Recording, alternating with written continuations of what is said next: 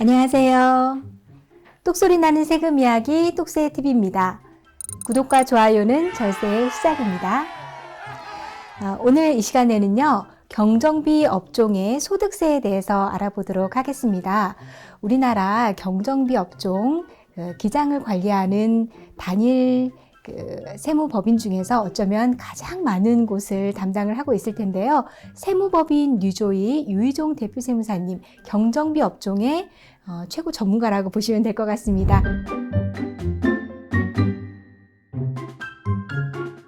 경정비 업종 소득세 신고하는 것에 대해서 말씀을 나눌 텐데, 사실 이거라고 해서 다 다른 게 아니잖아요. 그렇지만 전반적인 내용 말씀을 좀 해주시고, 또 경정비 업종에서 특히 유의해야 되는 것들 이렇게 살펴보면 될 것 같아요.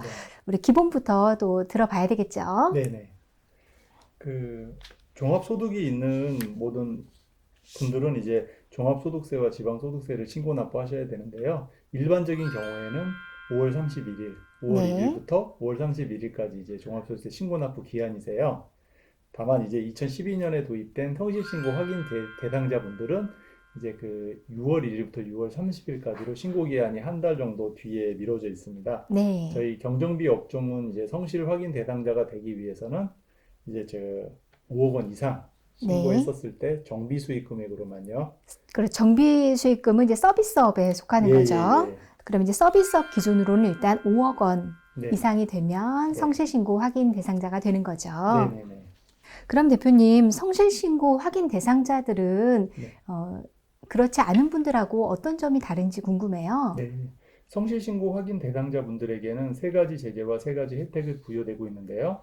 이 제재 사항은 첫 번째는 이제 성실신고 확인서를 제출하지 않으면 이제 가산세가 부과되고요. 네. 두 번째는 아까 얘기 드린 성실신고 확인서 제출 등의 어떤 납세협력 의무를 이행하지 않으면 수시 세무조사 대상자로 선정이 되고요. 아, 네. 세 번째는 그런 성실신고 확인을 하고 있는 세무대리인이 조사 등을 통해서 성실하게 신고하지 않은 걸로 밝혀지면 세무대리인 징계를 받을 수 있습니다. 세무사님이 징계를 받는 거네요. 네. 아, 네. 아주 까다로운 부분이 제재가 있어요. 좀 있죠. 네. 그다음에 이제 그에 반해서 이제 혜택은 첫 번째는 아까 전항에 말씀드렸듯이 6월 30일까지 신고 기한이 한 달 정도 뒤로 유예되는 부분이 하나가 있고요. 네. 두 번째는 이제 급격한 세부담 증가로 인한 부분을 상쇄하기 위해서 의료비나 교육비 등에 대해서는 지출 금액의 15%를 공제를 해주는 부분에 혜택이 있고, 아, 네. 끝으로 이제 성실신고 확인 비용에 대한 수수료 비용에 대해서는 최대 120만 원까지 공제해주는 혜택이 있습니다. 아, 또 혜택도 있고, 제재도 있고, 네네. 그렇군요. 네, 그럼 성실신고 확인 대상자에 대해서 말씀을 해주셨고요. 우리가 지금 이제 소득세에 대해서 배우고 있는데, 소득세에는 개인의 소득세인 종합소득세, 또 법인의 소득세인 법인세, 이렇게 우리가 나눠볼 수가 있잖아요. 네. 어떤 차이가 있는지 궁금해요. 네. 사실 계산하는 항목 자체에 큰 차이가 있지는 않지만 가장 대표적으로 차이 나는 게 세율이라고 보시면 되는데요. 법인은 이제 2억 원 이하까지는 이제 10%의 세율을 적용받는데 네. 개인 같은 경우에는 2억 원이 되려면은 약 38%의 세율 구간이 적용되니까 그 두 가지의 차이만 해도 28%의 세율이 적용되는 거라고 보시면 됩니다. 네네. 지방소득세까지 하면 또 그럼 그것에 거의 한 또, 30%라고 보시면 되겠죠. 네네. 예. 따라서 저희들이 기본적으로는 이제 매출이 커지면 이제 법인 사업자가 좀 유리하다고 얘기를 드리는 거를 감안하셔서 네. 처음 사업을 시작하실 때 매출이 어느 정도 예상이 되신다고 하신다면 개인 사업자보다는 법인 사업자로 하시는 편이 조금 더 낫지 않을까 싶습니다. 네. 그렇게 또 추천을 해주시는군요. 알겠습니다. 그러면 이제 일반적으로 우리 개인의 종합소득세에 대해서 알아볼 건데, 도대체 이 종합소득세는 어떻게 계산을 해서 납부를 하는지 그 구조를 좀 알려주시겠어요? 네. 경정비 업체에 대한 소득 금액만 신고하는 건 아니고 이제 다른 소득까지도 다 합산해서 신고를 하게 될 텐데요. 아, 타소득까지 합산을 하는 게 네. 종합소득세군요. 네. 근데 본인의 소득을 이제 본인이 잘 모를 수가 있어서 국세청에서는 이제 종합소득세 신고 도움 서비스를 홈택스를 통해 가지고 제공을 해드리고 있어요. 네. 그래서 본인의 이제 소득을 국세청이 신고된 자료를 토대로 이제 5월 달쯤에 안내를 해드리니까 네. 그러한 소득을 파악이 돼서 이제 종합소득 금액이 산정이 되면 소득 공제를 차감해서 이제 그러면 이제 과세 표준이 나오거든요. 네. 그럼 거기 세율을 곱해서 이제 공제 감면 빼고 가산세 더하고 이제 기납부세액을 빼면은 5월 31일 날 최종 납부하실 세액이 산출이 되는데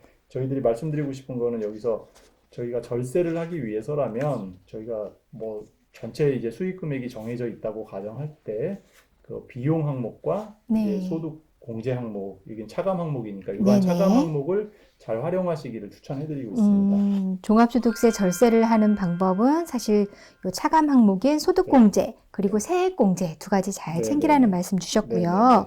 네네네. 조금 전에 우리 종합소득세 그 신고도움 서비스를 말씀을 해주셨거든요. 우리 이제 나는 내 소득이 뭐뭐가 있는지 사실 시간이 좀 흘렀기 때문에 알 수가 없지만 네네. 거기에 뭐 근로소득이 있다던가 연금소득이 있다던가 등등 사업소득 뭐 사업도 여러 개를 운영을 하시는 경우가 있을 그렇죠. 수 있으니까 네네네. 부가세 신고를 했던 네. 것들이 다 취합이 돼서 네. 나오니까 좀 참고를 하시면 되겠어요. 네. 떡새 TV 떡소리 나는 세금 이야기. 그래서 저희들이 이제 신고도움 서비스는 이제 그 출력을 해가지고 담당하고 있는 세무사님께 전달하면 되는데요. 홈택스에 들어가시면 이제 조회 발급에 들어가셔서 이제 가운데쯤에 종합소득세 신고도움 서비스가 있습니다. 이제 그걸 클릭하시면 아까 실장님 말씀해 주신 대로 네. 본인의 이제 종합소득을 알 수가 있으니까 그걸 이제 전달해 주시면은 거기에 맞게 이제 기장을 하는 세무사분이 신고를 할 될 텐데요. 네. 다만 이제 여기 도움 서비스란에 뭐 단순히 뭐 소득만 기재된 건 아니고 네. 이게 좀 눈여겨볼 만한 항목이 하나가 있는데 이제 신고 소득률에 대한 분석 자료를 3개년치를 안내를 해주고 있어요. 네. 근데 뭐 다른 거보다는 뭐 제가 뭐 매출이 계속 늘어나고 있는데 그 소득이 뭐 내려가고 있다. 그럼 당연히 소득률이 하락을 하겠죠. 그럼 그거에 대해서는 이제 향후에 계속 그렇게 된다고 한다 그러면 뭐 조사 대상으로 선정되던 뭐 네. 사후 검증 대상자로 선정이 되던 어떤 뭐 그 내용이 맞는지를 확인해야 될 거 아니에요. 이제 그런 부분이 필요할 수 있으니까 그 전체 이제 서비스 내용 중에 신고 소득률 분석 현황은 본인께서도 네, 한번 네. 챙겨봐 주십사 하고 말씀드리겠습니다. 올해 것만 일단 신고하는 게 중요한 게 아니라 그 전년도, 전전년도까지 흐름을 조금 파악을 해보시는 게 그렇죠. 필요하겠네요. 네네네. 그래서 이제 뭐 저희가 어찌됐든 소득 금액까지 나왔고 이제 소득 공제를 차감하면 되는데 소득 공제는 중요한 사항이니까 네. 다음 편에 이제 추가 설명을 해드리고요. 그걸 예. 차감하면 이제 과세 표준이 나와요. 종합소득세가 초과 누진세율 구조다 보니까 뭐 그 각 구간에 해당되는 부분의 과표만큼 이제 적용되는 세율이 결정되는데요. 네. 가령 3천만 원의 과세 표준이 있다면 네. 그건 이제 1200에서 4600 사이에 해당되기 때문에 15% 세율이 적용되고 누진공제 108만 원을 차감하면 342만 원이 산출세액으로 계산되는 구조입니다.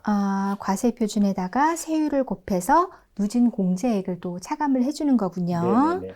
네, 그런 경우에는 소득세만 생각했을 때 342만 원, 네, 네, 네. 예시를 들어주셨어요. 네.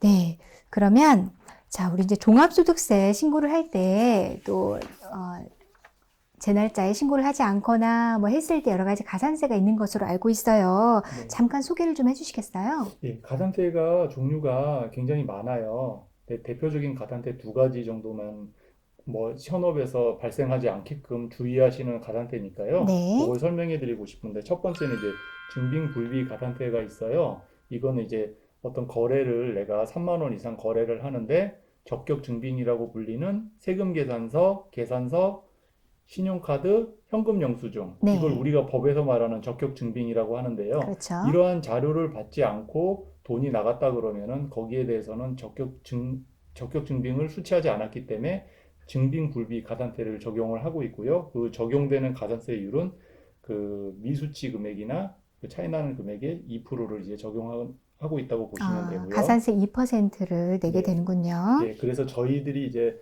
그 정비하시는 사업자님 분들께는 그 제가 업체를 관리하시는 분들에게는 가급적이면 이제 신용카드를 사용하시면 그게 전부 다 이제 그 올라오니까 카드를 반드시 등록을 하고 네. 그 등록된 카드를 사용하시면 저희가 이러한 증빙불비 가산대는 적용될 여지는 없습니다라고 안내를 네네. 해드린 적이 있고요. 네. 두 번째는 사업용 계좌 미사용인데 이게 사실 복식부기 의무자가 그 등록된 계좌를 사용하지 않는 경우에 적용되는데 네. 이거 굉장히 현업에서 많이 발생하는 부분이어가지고 네. 가급적이면 이제 사업자 등록 단계에서 이제 사업용 계좌를 홈택스에 등록하면 그 사업용 계좌가 되니까 네네. 그 계좌를 이제 해 주십사 하고 말씀을 꼭 드리고 싶어요. 네. 또한 이것도 이용하지 않으면 그 사용된 금액에 입금 금액에 또 0.2%에 대한 가산세가 또 부과되다 보니까 반드시 이 네. 부분에 대해서는 신경을 써주셔야 될 것 같습니다. 네, 사업 개시하실 때 은행에 가셔서 사업용 계좌를 발급해 달라고 해서 받고 나서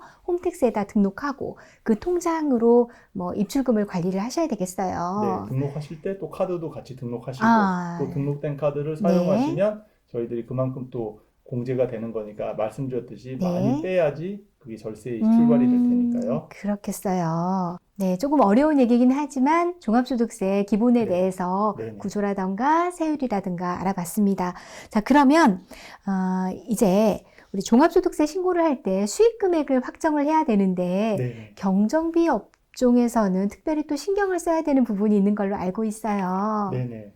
그 정비업체다 보니까요, 일반적인 사업소득 외에 이제 저희들이 이제 그 뭐 폐유 매출 같은 게 있더라고요. 저희도 이제 정보 현황을 파악해 보니까 네. 그런 부분은 이제 확인이 안 되는 경우가 있어가지고 그런 부분이 이제 매출을 구성하고 있고 또한 이제 뭐 국가로부터 받는 지원금이나 보조금도 이제 매출에 포함돼야 될 금액이고요. 네네. 또 신용카드 매출 발행세 공제를 다 적용받는 대상이실 텐데 그 부분에 대한 부분도 수익금액에 포함되기 때문에 그런 부분들이 뭐 물론 저희가 기장 의뢰를 하시는 세무사님들이 다 안내를 해드리고 있습니다. 다만 이제 네네. 혹시 저희랑 하지 않으신 분들께서도 그런 부분이 수익금액인지 여부를 알고 계셔야 되니까 안내를 해드리는 예. 겁니다. 네, 종합소득에서 특별히 이제 사업소득에 해당하는 부분을 지금 말씀을 해주신 거예요. 정말 중요한 필요 경비에 해당하는 그 서류 챙기는 것, 어떤 것들을 챙기는 것이 절세 요령인지 다음 시간에 준비하고 계시잖아요.